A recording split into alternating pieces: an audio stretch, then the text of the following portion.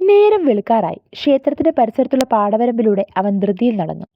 അവന്റെ എതിർവശത്തു നിന്നും ഒരു ചങ്ങലയുടെ ശബ്ദം അത് അവന് വ്യക്തമായി കേൾക്കാമായിരുന്നു. ഭയത്തോടെയാണെങ്കിലും അവൻ മുന്നോട്ട് നടന്നു. മുന്നോട്ട് ചെല്ലുംതോറും ശബ്ദം അടുത്തു വന്നുകൊണ്ടേയിരുന്നു. പെട്ടെന്നാണ് അവനത് കണ്ടത്. മുന്നിൽ കത്തുന്നൊരു തീഗോളം. അത് അവന് നേരെ വരുന്നു. അതെ, വരുത്തുപോക്ക്. രാത്രികാലങ്ങളിൽ ഒരു ക്ഷേത്രത്തിൽ നിന്നും മറ്റൊരു ക്ഷേത്രത്തിലേക്കുള്ള ദേവീദേവന്മാരുടെ സഞ്ചാരത്തെയാണ് വരുത്തുപോക്കെന്ന് പറയുന്നത്. വരുത്തുപോക്ക്, എതിർത്തുപോക്ക്, തേരോട്ടം എന്നീ പേരുകളെല്ലാം ഇതറിയപ്പെടുന്നു.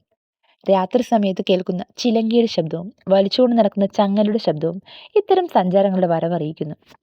രാത്രികാലങ്ങളിൽ ക്ഷേത്ര പരിസരങ്ങളിലും ഇടവഴികളിലും കത്തുന്ന തീഗോള രൂപങ്ങളിലും എതിർത്തുപോക്ക് കാണാം.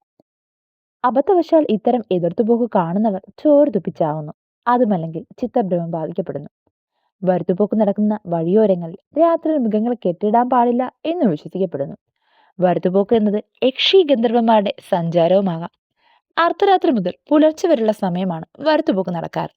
എന്തായാലും വരുത്തുപോക്കിനെ കുറിച്ചുള്ള നിങ്ങളുടെ അറിവ് പങ്കുവെക്കാൻ മറക്കണ്ട. എൻ്റെ വീഡിയോ ഇഷ്ടപ്പെട്ട സബ്സ്ക്രൈബ് ചെയ്യണേ. അടുത്ത വീഡിയോയുമായി കാണുന്നത് വരെ നിങ്ങളുടെ സ്വന്തം നിച്ചു.